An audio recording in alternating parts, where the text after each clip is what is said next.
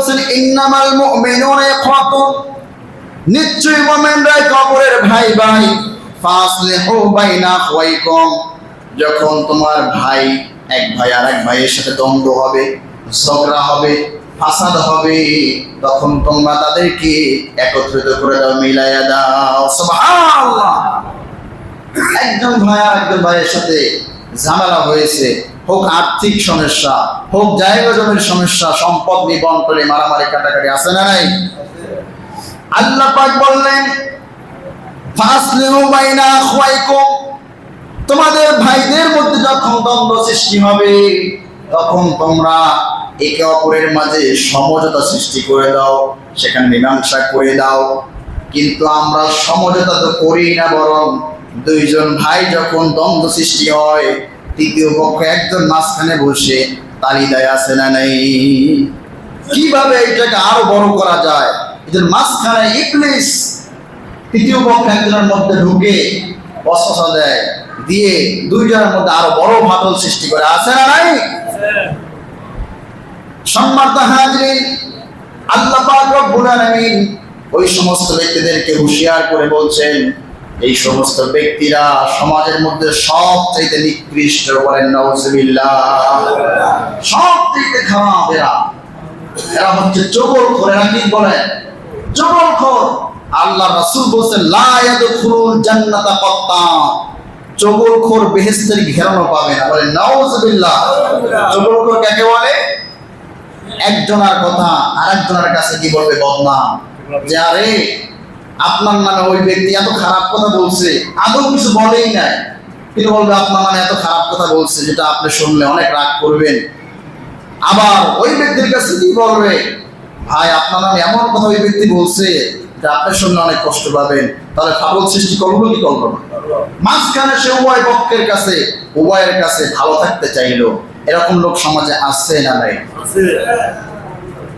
আল্লাহ রাসূল বলেছেন লা ইয়াদখুলুল জান্নাতা কাত্তাতুন, চগলখোর বেহেশতে প্রবেশ করবে না।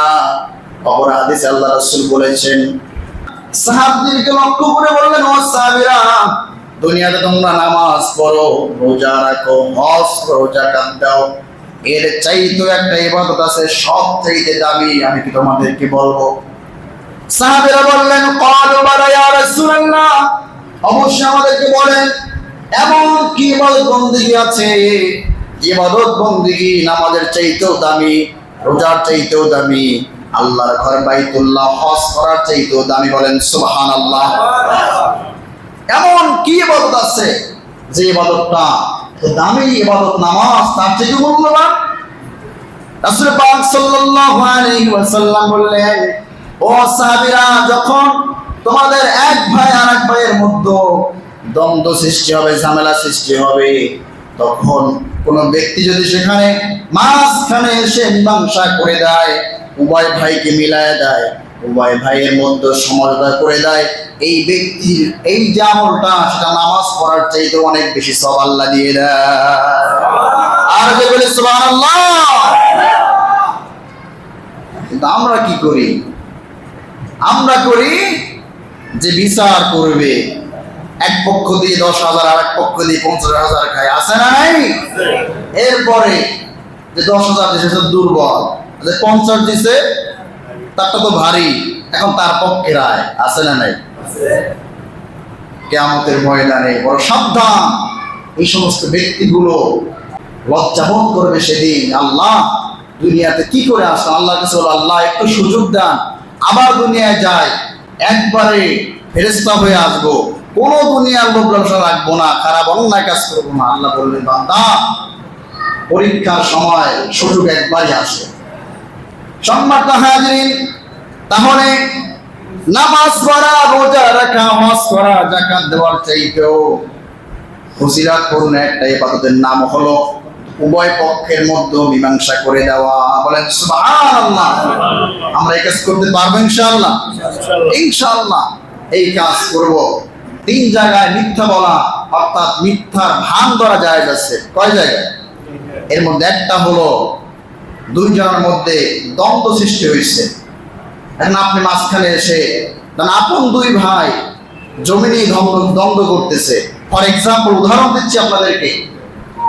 এখন আপনি ছোট ভাইয়ের কাছে বলতেছেন যে, ছোট ভাইয়ের কাছে গিয়ে আপনি বলতেছেন যে তোমার বড় ভাই চায়ের দোকানে বসে আমার সাথে বলতেছে আমি কত কষ্ট করলাম, মাথার ঘাম ঝরাইয়া ওকে লেখাপড়া করাইলাম, ওকে এত কষ্ট করে বড় করলাম, আজকে সামান্য বিষয়ের জন্য আমার থেকে দূরে সরে আছে।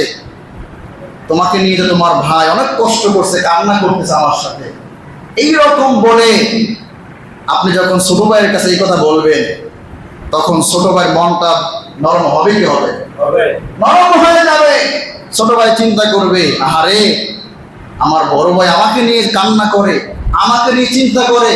তখন মনে পড়ে যাবে সেই পিছনের হিস্টোরি, ছোটবেলার হিস্ট্রি মনে পড়ে যাবে। তখন ওই ছোট ভাই আবেগ আপ্লুত হয়ে বড় ভাইয়ের দিকে ছুটে যাবে, ঠিক কিনা বলেন?